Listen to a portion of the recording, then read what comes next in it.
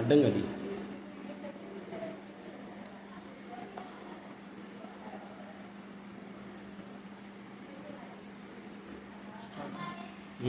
Okay.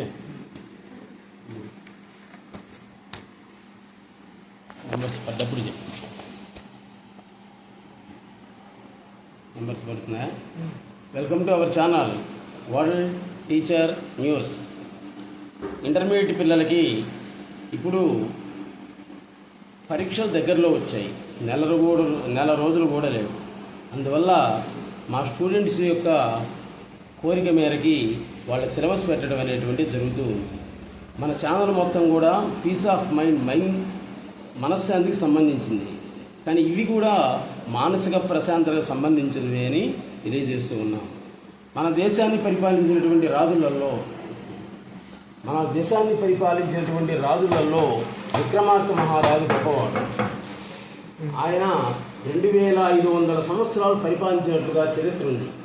మరి ఒకే ఒక్క మనిషి ఏ విధంగా పరిపాలించాడు అంటే, ఎంతో తపస్సు చేసి భేతాళుని వశం చేసుకొని వాడు అడిగినటువంటి ప్రశ్నలన్నిటికీ కూడా సమాధానం చెప్పి దైవశక్తులు సాధించాడు. అందువల్లనే 2500 సంవత్సరాలు బ్రతికాడు విక్రమార్క మహారాజు. చివరిలో నీచమైనటువంటి చావు చనిపోయాడు. ఒక్క సంవత్సరం 1 నెల ఉన్నటువంటి అమ్మాయికి పుట్టినటువంటి కొడుకు చేతిలో చనిపోయాడు. చూడండి, మహాసర్పాల యొక్క కాటు వల్ల చనిపోయాడు విక్రమార్కుడు. ఆయన జన్మ విచిత్రమైనటువంటిది, మరణం కూడా చాలా విచిత్రమైనటువంటిది. అయితే విక్రమార్క మహారాజు మన దేశాన్ని పరిపాలించేటప్పుడు ప్రతిరోజు కూడా కొన్ని వింతలు జరిగాయి. ఏ రోజు ఏం జరిగింది అనేటువంటి దాని గురించి విక్రమార్క చరిత్ర అనేటువంటి పెద్ద పుస్తకం రాశారు. దాంట్లో ఒకటి విక్రమస్య ఔదార్యం అనేటువంటి పాఠ్యభాగం. శివదాసు అనేటువంటి కవి గద్య కావ్యాలు రాయడంలో గొప్పవాడు. విక్రమార్క మహారాజు మన దేశాన్ని పరిపాలించేటప్పుడు ఒకరోజు ఏం జరిగింది అనేటువంటి దాని గురించి మీకు పాఠ్యభాగంలో ఉండటం అనేటువంటిది జరిగింది. విక్రమార్కుడు ఈ దేశాన్ని పరిపాలించేటప్పుడు ఒక ఉజ్జయిని నగరంలో ఓ బ్రాహ్మణ కుటుంబం ఉంది. ఆయనకి సంతానం అనేటువంటిది లేదు. బ్రాహ్మణుడు భార్య బ్రాహ్మణుడుగా అంటుంది, అపుత్రస్య గతిర్నాస్తి స్వర్గో నైవచ. కాబట్టి పుత్రుడు లేనటువంటి వాడికి సద్గతి అనేటువంటిది ఉండదు. సంతానం కలగాలంటే పరమేశ్వరుడి యొక్క ఆజ్ఞానుసారంగానే సంతానం కలగాలి. అందుకని శివుడికి అభిషేకాలతోటి ఆనందింపజేసి మంచి పుత్రుణ్ణి పొందు అని చెప్పింది. సత్పుత్రేణ కులం నృపేణ వసుధ లోకత్రయం భానునా అని బ్రాహ్మణుడు భార్య బ్రాహ్మణుడితో చెప్పింది. అప్పుడు ఆయన రుద్రానువాకాల చేత పరమేశ్వరుని అభిషేకం చేశాడు. ఒకరోజు పరమశివుడు కల్లో కనబడి, పుత్ర ప్రదోష వ్రతమాచర. ఇది ప్రదోష వ్రతం పేరు. పుత్ర ప్రదోష వ్రతమాచర. ప్రదోష అనేటువంటి వ్రతాన్ని చేసినట్లయితే నీకు సంతానం కలుగుతుంది అని చెప్పాడు. ఆయన చెప్పినట్లుగా ఆ వ్రతాన్ని చేశాడు. ఒక కుమారుడు పుట్టాడు. దైవానుగ్రహం చేసి జన్మించినటువంటి కుమారుడు కాబట్టి ఆ పిల్లవాడికి దేవదత్త అనేటువంటి నామకరణం చేశాడు. దేవదత్తుడు అనేటువంటి పేరు పెట్టాడు. కొన్ని మంచి మాటలు చెప్పాడనమాట. నేను కాశీ నగరానికి వెళుతున్నాను కాబట్టి నువ్వు జాగ్రత్తగా జీవనాన్ని సాగించు. నీకు ఇప్పుడు వివాహం అయింది, ఒక కుటుంబీకుడు అయ్యావు, నేను వెళ్ళి సన్యాసాశ్రమాన్ని స్వీకరిస్తాను అని చెప్పి కొన్ని మంచి మాటలు చెప్పాడు. వాటిల్లో ముఖ్యమైనవి ఏంటంటే, నిన్ను పొగిడేటువంటి వాడిని జాగ్రత్తగా వినండి. నిన్ను అతిగా పొగిడేటువంటి వాడిని ఎప్పుడూ కూడా నమ్మొద్దు. స్త్రీ మాటలు విని, నపుంసకుల యొక్క మాటలు విని దేశాన్ని నాశనం చేసేటువంటి రాజుని నమ్మొద్దు.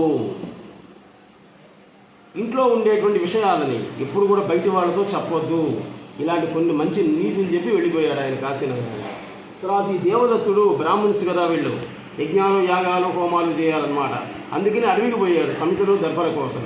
అదే అడవికి విక్రమార్క మహారాజు వచ్చాడు. జానన్నపి నగరానికి దారి తెలిసినప్పటికి కూడా దారి ఎటు అని అడిగాడు అనమాట. అప్పుడు ఈయన దారి చూపించాడు ఈ దేవదత్తుడు. అందుకని ఏం చేశాడు, ప్రతిరోజు కూడా ఈ దేవదత్తుడిని రాజ్యసభకు పిలిపించి ఆయనకు సన్మానం చేసి ఇతని యొక్క రుణాన్ని ఎలా తీర్చుకోవాలి అంట మొదలుపెట్టాడు. చూడండి, ఈయనకు అనుమానం వచ్చింది. నేనేం చేసే సహాయం, దారెటు అని అడిగాడు. ఈ దారిని పోతే వస్తుందని చెప్పాను. దాని చేత నాకు ఈ విధంగా ఒక ఉద్యోగాన్ని ఇచ్చి ఇంత సన్మానం చేస్తున్నాడు. మా తండ్రి ఎవరిని నమ్మొద్దని చెప్పాడు, అతిగా పొగుడుతున్నాడు, అందుకని ఇతన్ని పరీక్షించాలి అనుకున్నాడు.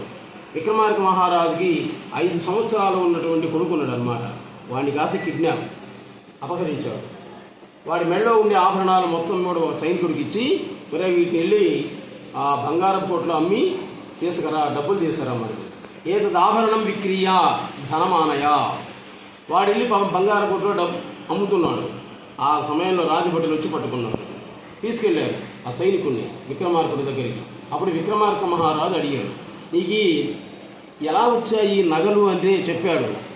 దేవదత్త ఏవా ఏదదాభరణం విక్రియ ధనమానయ అని చెప్పాడు. అప్పుడు ఆయన్ని పిలిపించాడు. అయ్యా, ఈ పని ఎందుకు చేసావు నీవు?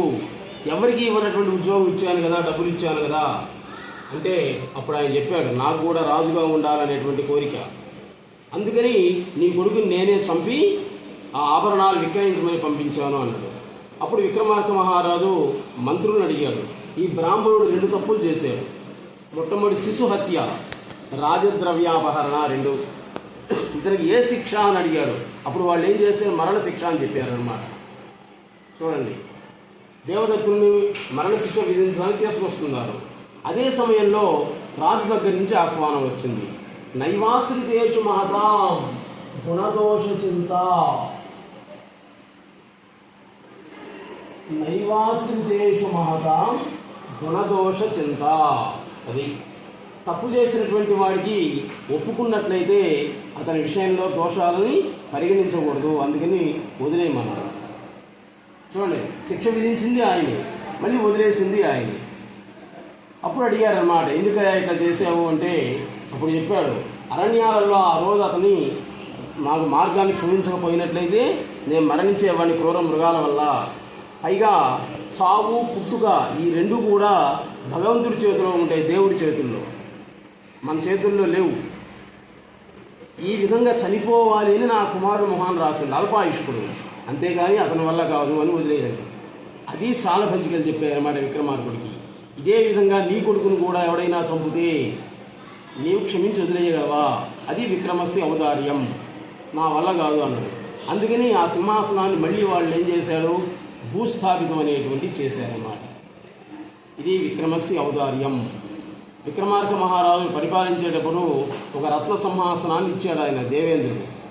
దీని మీద నీవు తప్ప ఎవరు కూర్చోకూడదు అని చెప్పాడనమాట. ఎవరైనా పొరపాటు దీని మీద కూర్చున్నారంటే వాడి తలకాయ వేయి ఒక్కలై మరణిస్తారు అని చెప్పారు. దానికో చరిత్ర అనమాట. అందువల్ల భూస్థాపితం చేశారు. అందుకని నేనేం చేశాడు, ఇంకా నేను తప్ప ఎవరు కూడా కూర్చోకూడదు అని ఆ భేదాలను వశం చేసుకొని ఎన్నో వరాలు, దైవశక్తులు వరాలు సాధించాడనమాట. చిట్టచివరికి విక్రమార్కుడి యొక్క తమ్ముడు భట్టి ఆయన చెప్పాడు, పుట్టినటువంటి వాడు ప్రతి ఒక్కడికి చావు అనేటువంటి తప్పదు, నీకు కూడా